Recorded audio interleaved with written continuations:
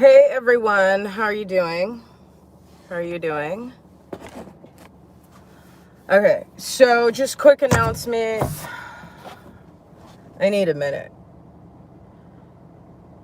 I'm trying not to be in a bad mood, but I just got banned from TikTok. Again, this is now the second time. Built up to 17,000 followers this time. Had almost 40,000 followers the first time I got banned. And guys, I'm serious. I'm getting really exhausted trying to fight for our free speech in this country. I'm getting really exhausted because it feels like it's like trying to hold water with your bare hands, you know? Twitter's fucking with everybody. YouTube's fucking with everybody. Instagram, Facebook, everybody. They just keep attacking us no matter what we say. Like, I'm going to post a video that got me banned, and I'm not cussing in it. There's no nudity. There's nothing vulgar. Of all the vulgar things that I say, of all the language that I use, this is one that I kept very PG. And it's so stupid. It's so stupid. It's like, do we as patriots, do we just go underground, use all the independent alternative platforms, and never get the opportunity to touch the lives or to touch the hearts or to at least touch the ears of anyone who's on the left?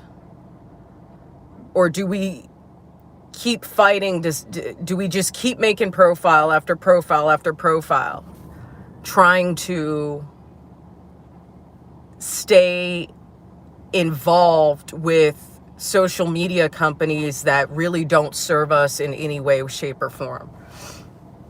I am getting so...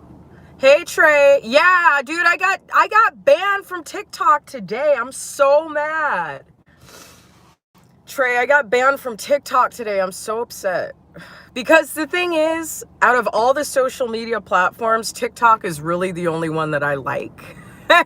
It's really the only one that I think has really cool features and is fun to use, and it's fun to watch other people's videos. Like, I honestly enjoy TikTok as a social media platform. I really do enjoy it. I do. But it don't enjoy me.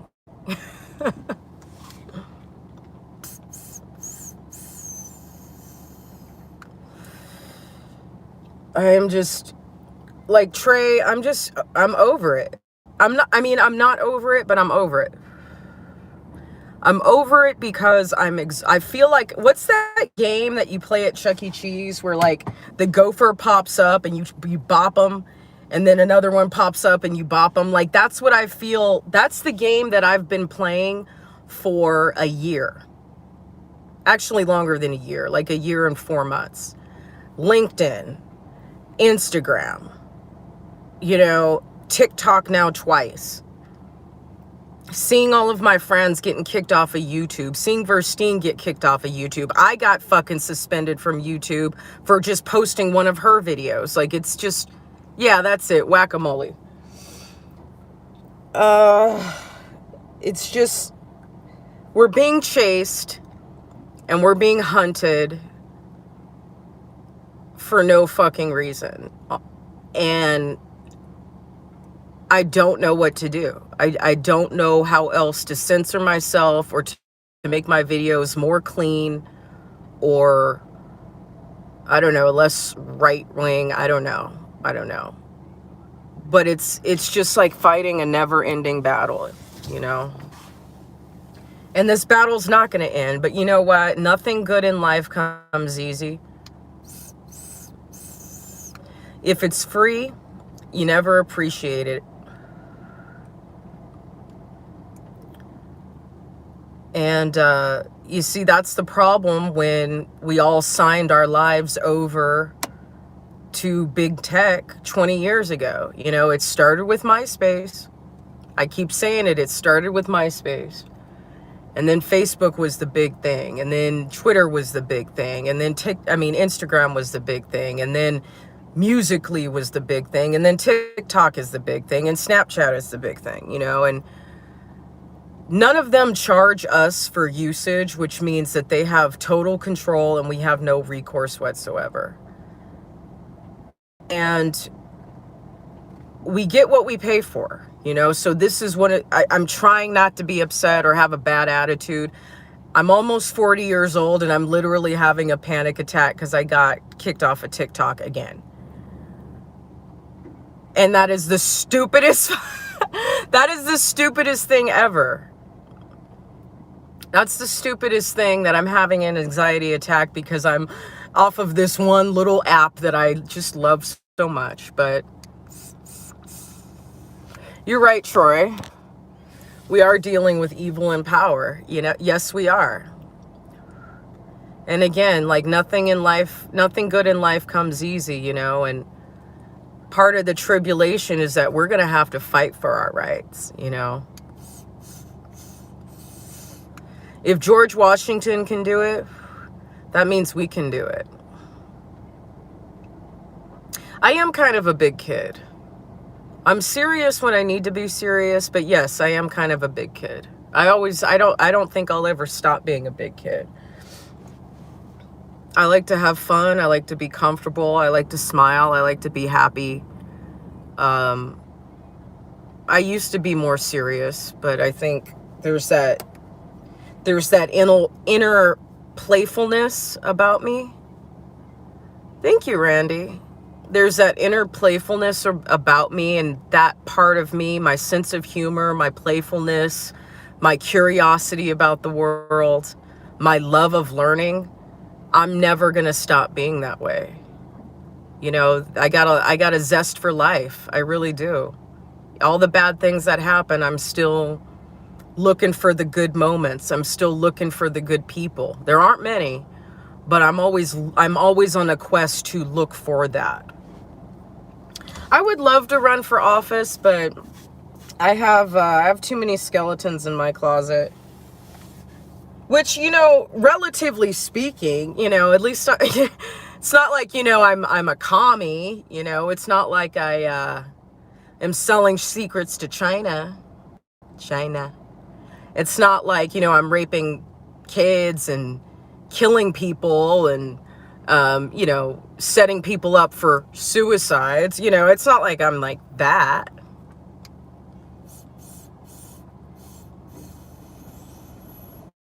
Well, Trey, that's definitely a great method to use, except I don't know how to be ratchet.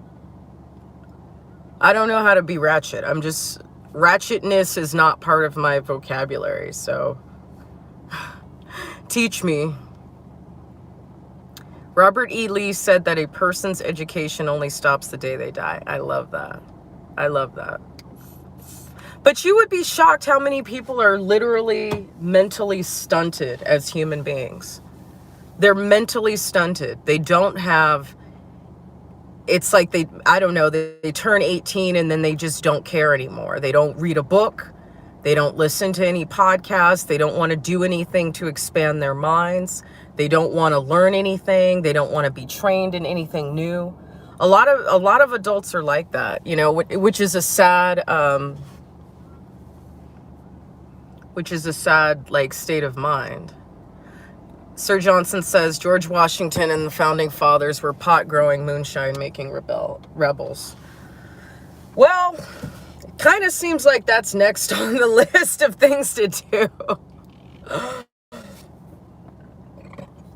Kind of seems like it is. Anyway, guys, tomorrow is the Real Talk Tour, the very first Real Talk Tour event in Las Vegas, Nevada. So I'm flying. I'm flying right now. I need to get out. I need to pack up and get going. Can't forget my charger.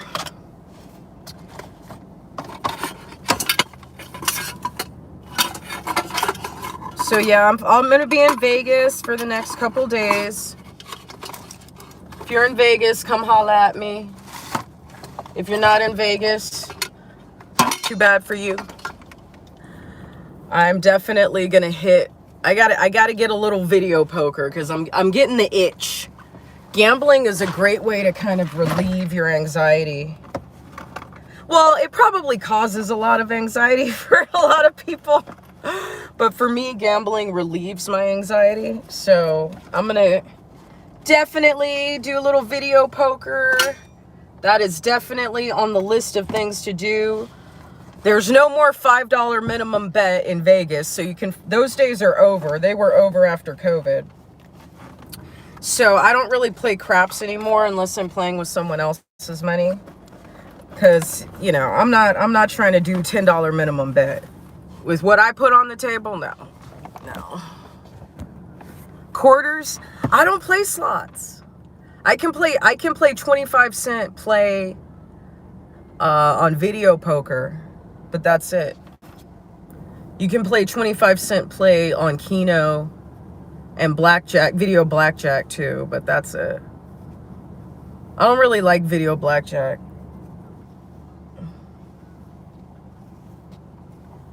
But I do like video poker. Oh, makes me so mad. Ooh, I love my TikTok. I love my TikTok. I don't want to lose my TikTok. Hi, Dean. How are you?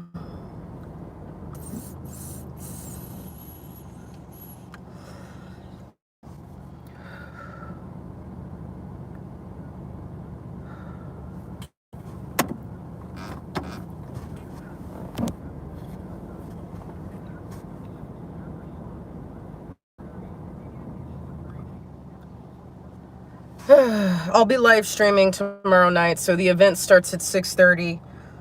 You know, these are people of color, so hopefully it will start on time. Hopefully I'll be able to see how professional they all are.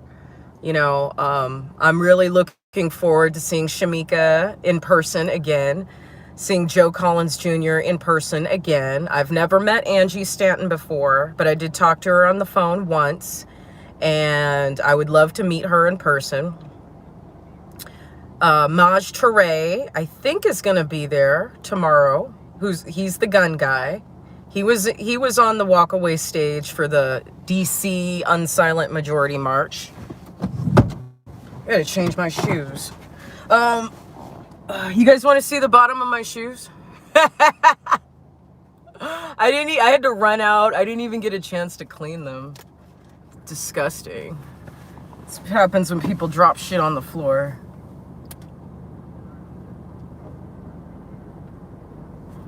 Ugh. No wonder I'm slipping and sliding.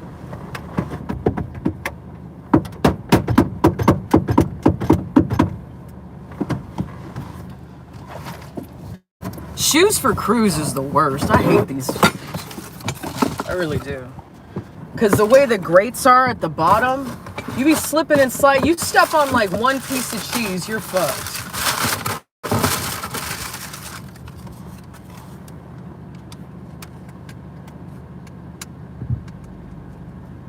Fuck, I ain't got time to do all this.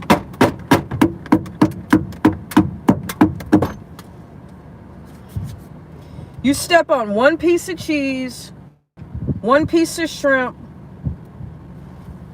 one piece of chicken. If you step on a French fry, that's all it takes, and then you gotta clean your shoes again. The grates are too small. It gets stuck too easy. I don't like shoes for cruise at all. Any recommendations for non-slip work shoes? Let me know.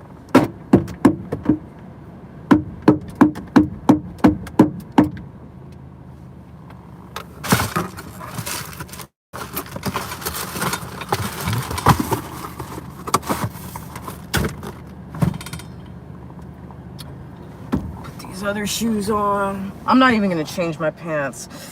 Oh, but then I have to carry too much shit. You know what? Yeah, I am gonna change my pants.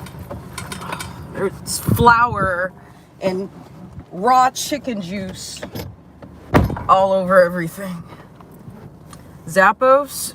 Ugh.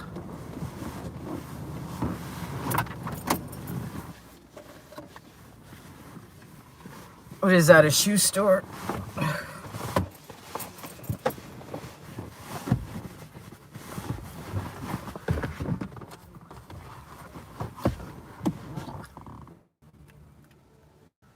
To brush my teeth too.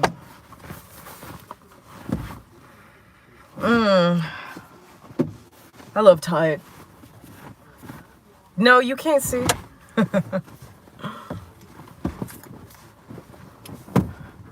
All right, yeah, anyway, so you guys tune in tomorrow night at 6:30. Trust me, it's all gross, bro. Nothing you want to see, trust me.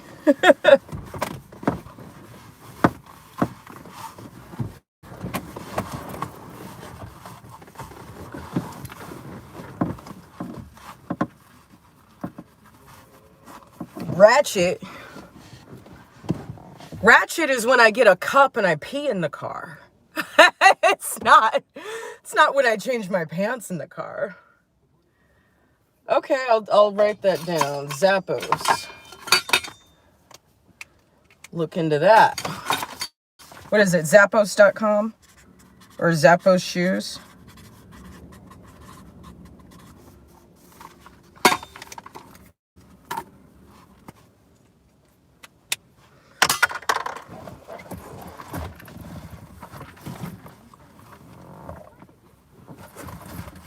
Change my top too.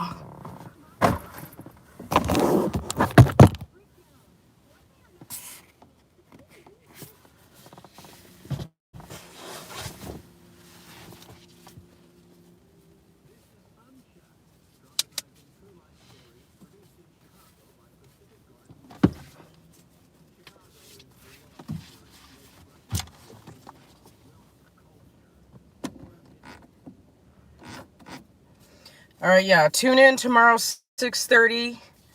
Got Shamika, Joe, Angie, Maj Torre, some other people. I recognize their faces. I just don't know I forgot their names. A couple YouTubers I recognize, and I think there's another person running for public office. That to me is why I'm going, besides the fact that I just want to meet Angie.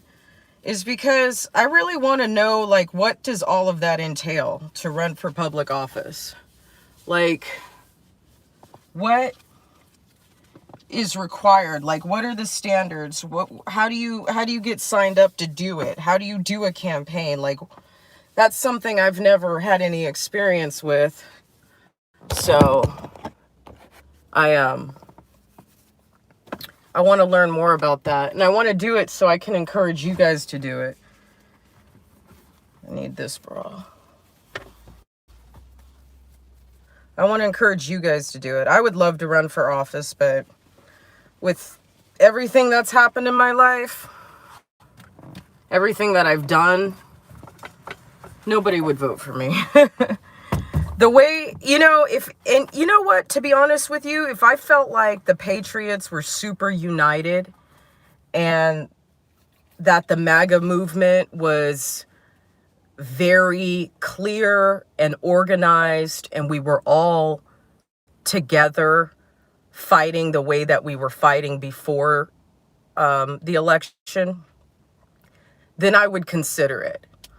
But when I do, like, even when, like, I posted about Angie, like, there was someone that I'm very close to, or at least, like, another YouTuber that I respect a lot, like, he, like, does not like her at all.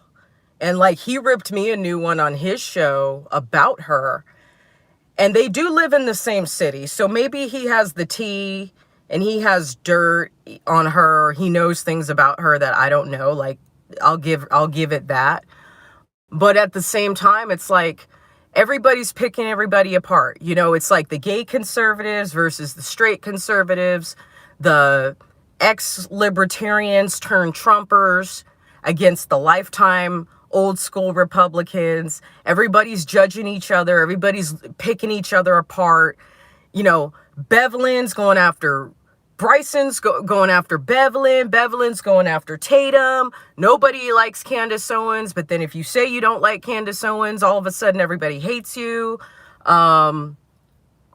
We can't trust Mike Pence. We know that. We can't trust Amy Coney Barrett. We can't trust, who was the other one? I think it was Brett Kavanaugh. We can't trust anybody. Bryson Gray versus Laza Alexander. Another one. Everybody's getting in fights. You know, there's people who like, you know, there's conservatives who are pro Proud Boys. There are conservatives who are anti Proud Boys.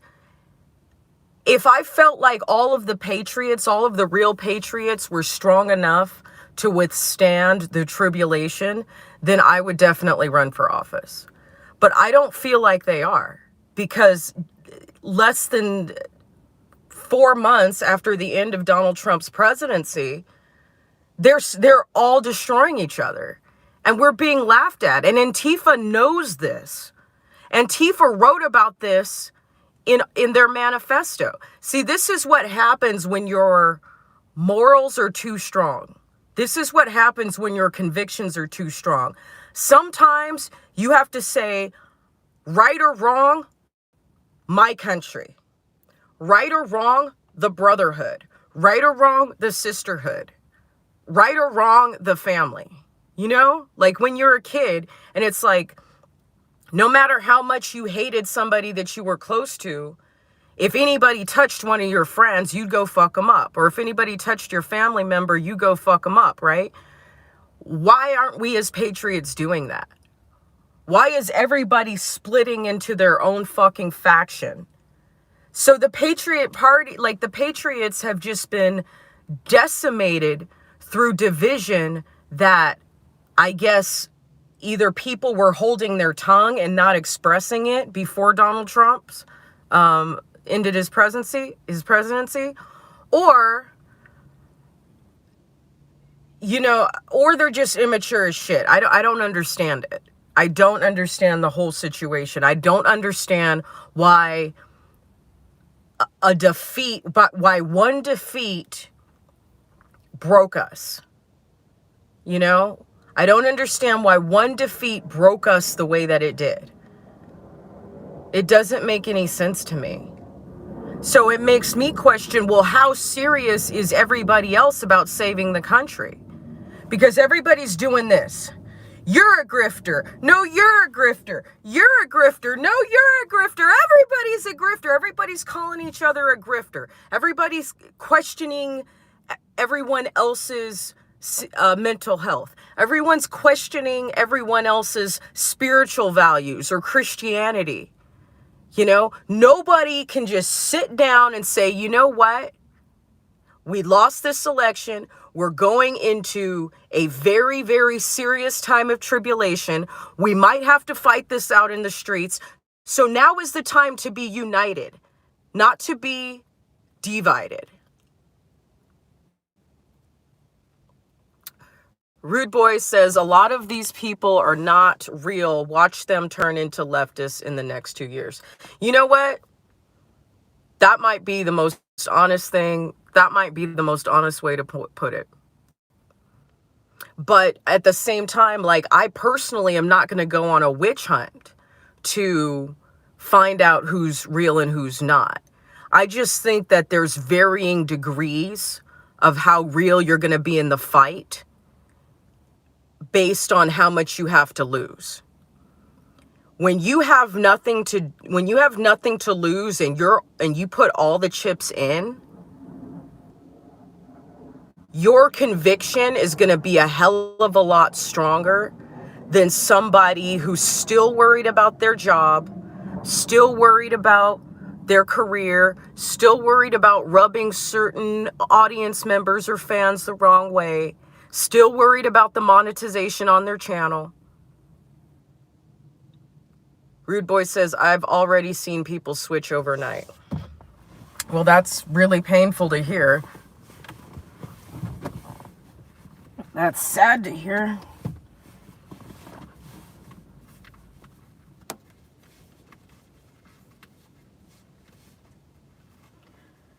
The thing, though, I will say this, and I've been saying this since last summer, right after the Wayfair Gate thing happened.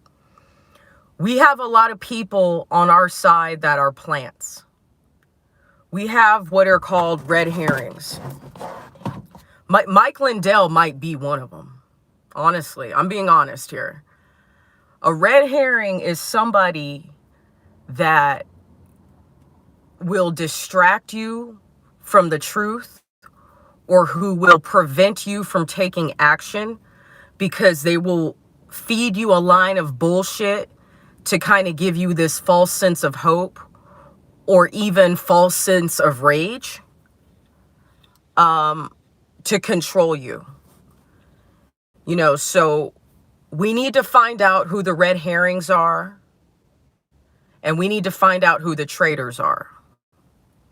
We have a lot of traitors among us. A lot.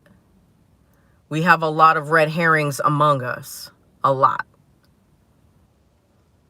So that's why I'm trying to really bring you people who are taking action on local levels,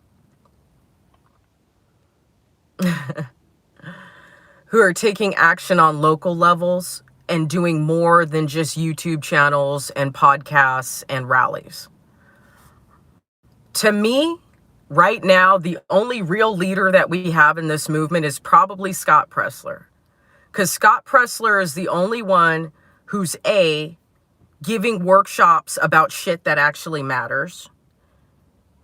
B, sacrificing himself, sacrificing his life, his health, to travel the country nonstop trying to teach these workshops and educate people. The workshops that he teaches, now you guys know that he was doing the voter registration for a long time. He is also the one who started by doing the city cleanups. To me, that's impactful. To me, that's something that matters. And now he's doing election fraud workshops. So teaching people when they are being poll workers how to prevent election fraud. That is honestly the most intelligent. I know, freaking American, I know. We all need to be real careful before pointing fingers. If I got evidence, then bring it. Right, that's what I'm saying. I mean, there's only a couple people that I think are red herrings, but I do think Mike Lindell might be one of them. You know, I do. Nonetheless, this whole situation with this country is overwhelming the shit out of me. It's really becoming more and more frightening to me every day. So on top of all the personal shit and trauma that I've dealt with, on top of the stresses, on top of the losers that have entered my life, on top of shit with my family, on top of my heart being broken, on top of all of these things, I am honestly concerned for the future of my country. And I don't know what else to do. I just don't. Now, I did have one idea. If we can make Red Pill TV become something awesome, I would consider, and again, this is a real action item, not a bullshit action item, I would consider finding a way to start a charter school. Because, like I've said it many times, if I couldn't save my own child, maybe I can save someone else's, you know? I would definitely consider starting a charter school, Red Pill School, Red Pill Elementary. We got to start with the little kids, and we just got to literally raise them up teach them how to investigate, teach them how to ask questions, give them that old school education that is fact-based, that is science-based. But we do need to teach them theology. We do need to teach them philosophy. They need to understand that there are other spiritual avenues, other modes of thinking, other mindsets that they can have other than being victims. Like, one of the things for me that was a pretty impactful thing in my life was being a Buddhist, because being a Buddhist really helped me take on personal responsibility. And I don't, maybe if more people had a Buddhism class in high school or something, or middle school, maybe they would think differently. I don't know. Anyway, guys, fuck this shit. I'm going to the airport. I'm getting me a tall ass drink. I'm getting drunk on a plane, buying drinks for everybody but the pilot. It's a party. Got the 737 rocking like a G6. Stewardess is something sexy, something coke and whiskey. It's Mardi Gras up in the clouds. I feel so high, I might never come down. I'd do anything to drown out the pain. I'm getting drunk on a plane. I might be passed out in the baggage claim. I'm getting drunk on a plane. That's what I'm about to do. Fuck all this shit. I'm about to have fun the next 2 days. Fuck all of this. Where's my shit? Stewardess is something sexy. Y'all know that song? Got a little Mile High flight attention.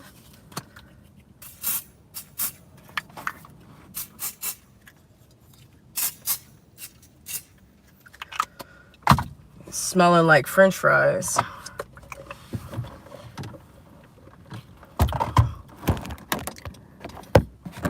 Trey says, I'm trying to get my boy who's a principal to come start one outside of ATL.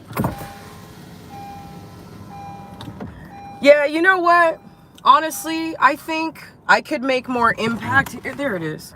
I can make more impact in the world, a more meaningful impact if I started a school. I really do.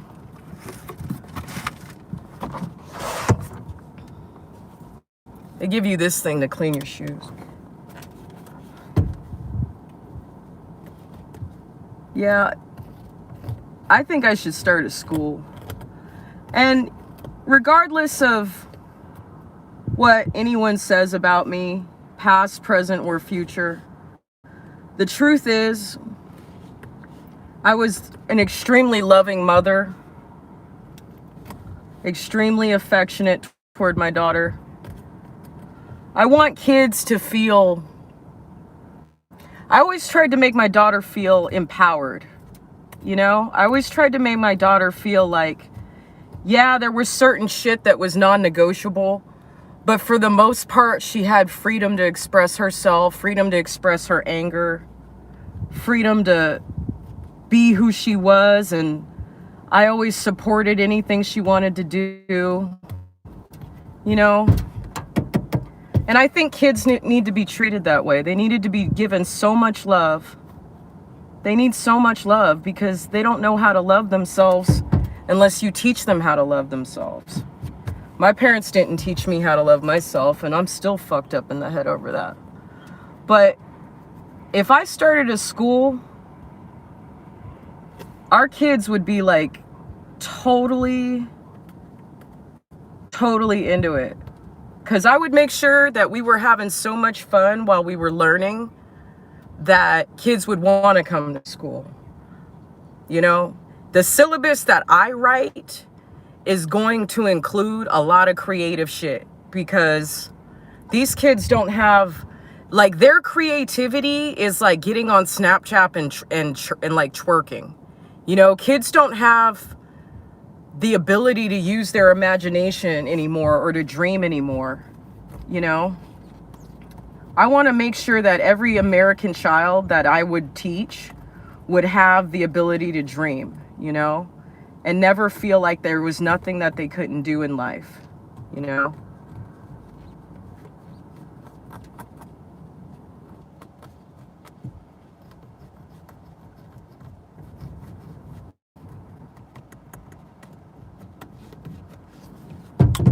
That's better.